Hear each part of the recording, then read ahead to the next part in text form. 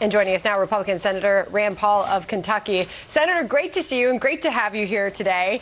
It's hard sometimes to look at these numbers. $172 billion they want to spend. Just how far left do you think some of these members like AOC of President Biden's party, how far do you think they can push them? Well, they definitely think that money grows on trees, and I guess that's part of the green plan. We're all for trees, and so you're going to go to the money tree to find this. If you add all of it up from the infrastructure bill, it's actually about $500 billion. So there's $174 billion for weatherizing houses, which actually never gets to energy efficiency to meet the cost. There's about $100 billion for electric cars.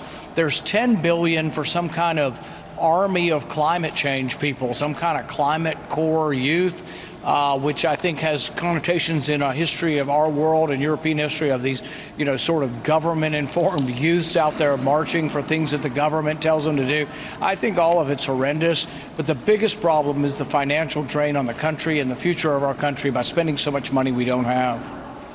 Senator Paul, let me just play devil's advocate here. So this is a 10-year program. It would cost about $17.2 billion a year. That's the initial program to retrofit public housing. Bernie Sanders says it would create 240,000 jobs, remove 5.6 million metric tons of carbon over the space of 10 years.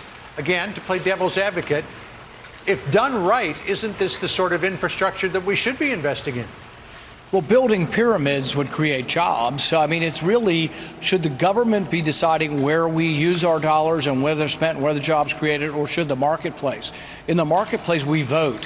So when I go to Walmart or I go to Kroger, I vote on what needs to be produced by buying something. And so what is produced and where the jobs are created are what I like to eat or what I like to buy at Walmart. That is the consumer-driven capitalist way where we vote in the economy. When government does it, it means I don't get to vote as a consumer. Bernie Sanders gets to decide it. The one thing we have to know if we're really concerned about carbon footprint, one public policy item and one sort of industrial decision has accounted for more reduction in carbon than any other decision in the history of this movement, and that's fracking. And so they're against the one thing that actually has reduced the carbon footprint. As we've converted to natural gas, we have reduced the carbon footprint, but that's almost entirely from a technology called fracking that almost every Democrat stands up and speaks out against. So let's be honest about this. If you really want to lower carbon footprint, you need to be for more fracking, you need to be for introducing it around the world. Instead, they're trying to stop it. I want to get to Maxine Waters' comments. As we know, some members of your party are pushing to censure her, hold her accountable for what they say was incitement of violence. Standing in Brooklyn Center saying, get confrontational. Do you believe that her purpose, Senator, was to incite violence? Well, this is the hypocrisy. Her language certainly sounds like that.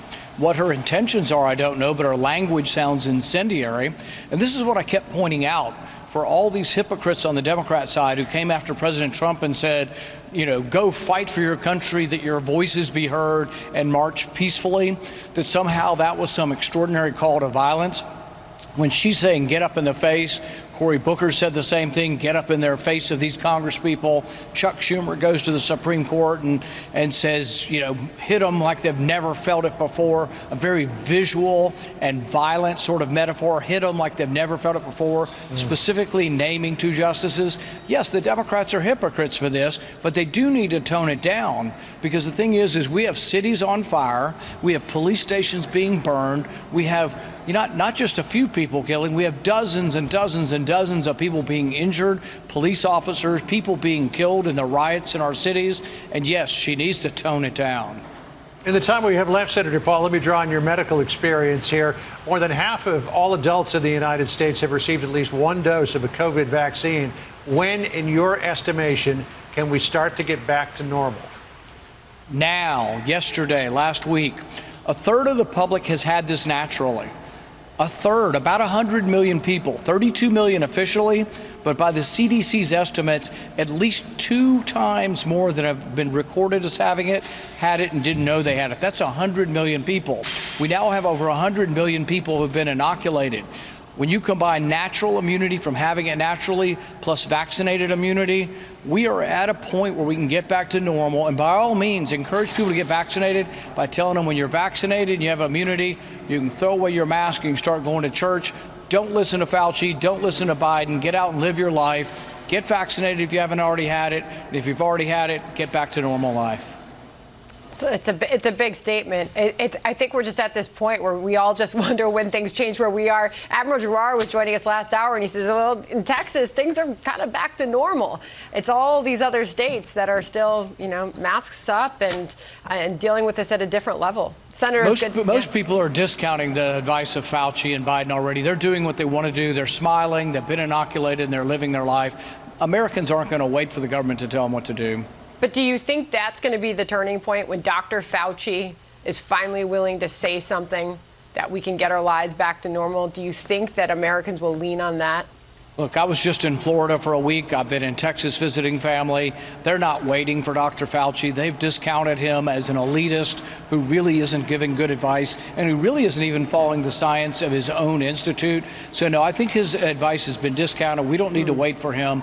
We are Americans. We can make up our own mind. We do not need elitists who think they're smarter than us to make the decision for us. I say people make your own decision based on what you think your risks are and the best information you have out there. May run into a little blowback in public. All right, we'll take your advice. Senator Rand Paul, good to see you as always. Thank you, Senator. Thank you.